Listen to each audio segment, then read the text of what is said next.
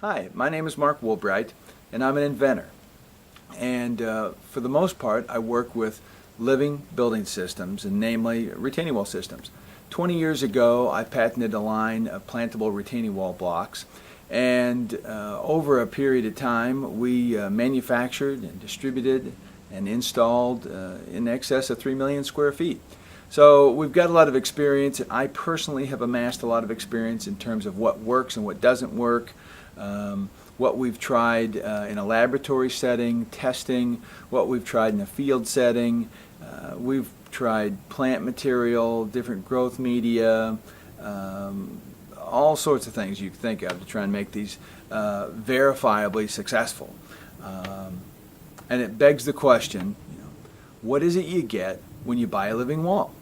I can come to you and I can show you a pretty picture of a grown over living wall, and you can say, wow, I really like that. I want that on my project.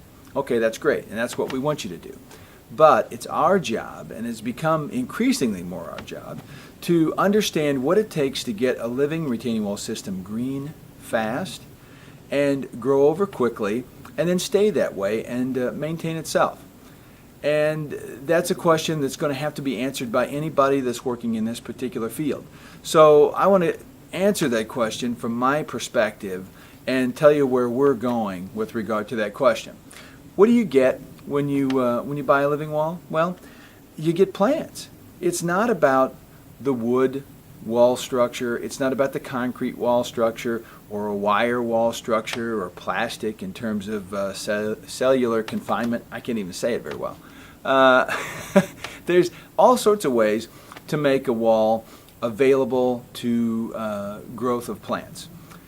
But the thing that's most important, what I've found anyway, is volume of soil. If you don't have something good for the plant to put down roots and thrive in, it's just not going to work over the long haul. You can get it green pretty fast in the short term, you can fertilize the heck out of it, and it'll grow, but then as soon as the conditions get pretty harsh, there's just not enough material there in terms of soil or growth media to sustain the plant material long term. It's a lot like the living roof business. When you sell a living wall, it's got to get green and stay that way. And it's got to achieve the owner's expectation, or you really didn't buy what you thought you were buying. Well, a green roof is the same way, and the green roof business has been struggling with this for a while. You can plant lots of things on a roof, but not everything's going to live up there. And what's going to live might not be what you really want or give you the benefits that you had intended.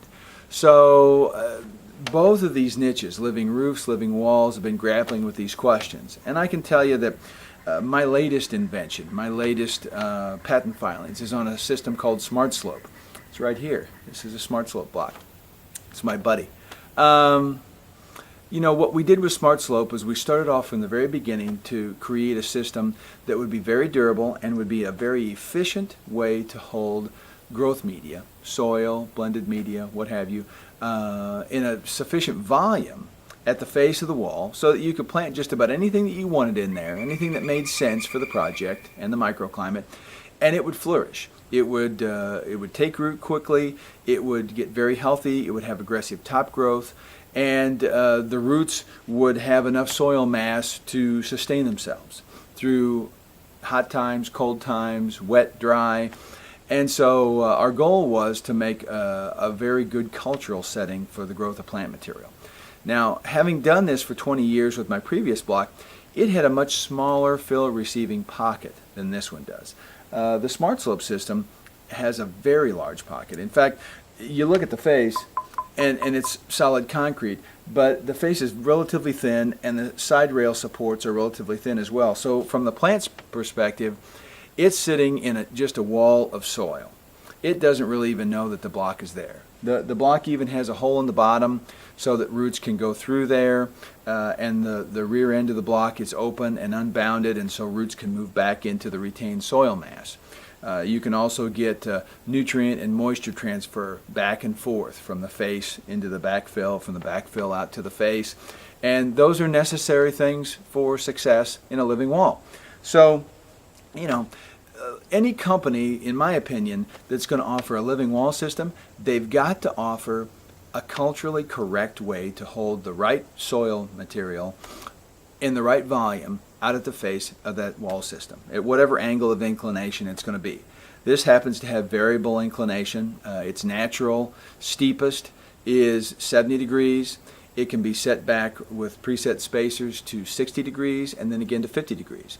And anywhere in there, we've got a pocket that's large enough to plant up to 1 gallon woody vegetation, if that's what the designer wanted.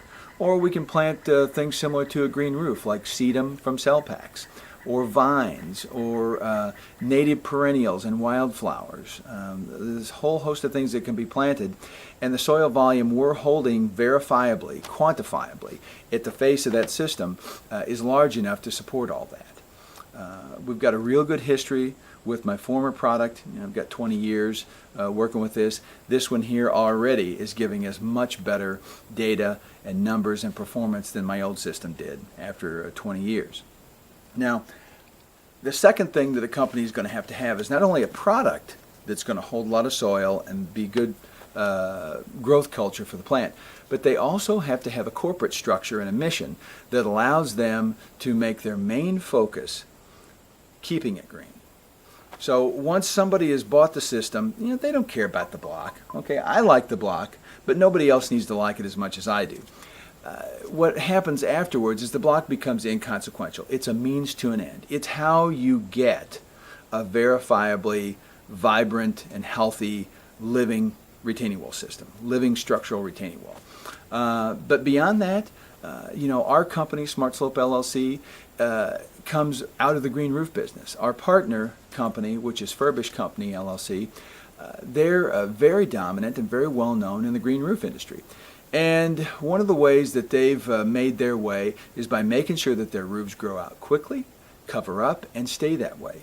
They've got a green roof maintenance program that involves regular reporting structure, regular site visits, and analysis, and reports are written for the owner and for the internal company, for the designer and specifier as well. And so the Furbish Company folks on the green roof division are able to track exactly how that roof is going and what needs to be done to it to keep it healthy. Well, we've applied those same types of principles to the Smart Slope. And so after an owner selects Smart Slope and it's built and planted and the plants start to flourish, we're coming back. It's on our maintenance schedule and we're photographing it, we're documenting it. We're creating miniature case studies of it that go out to all invested parties. And so we take a long-term view of these systems. And so we know that if we're in the living wall business, they better grow in quickly, with the right vegetation, and they better stay that way. And so we're going to do our part to make that happen. Now that's probably the big backer of all this. This product could probably be sold really well by somebody that was good at selling stuff. But are they good at selling living systems, and are they prepared with their price structure and their business mission statement to stick with it to make sure that it becomes self-sustaining years down the road? That's what we're doing different, and that's what you can count on when you buy a Smart Slope module. It's the company behind the module, not just the module. Thank you.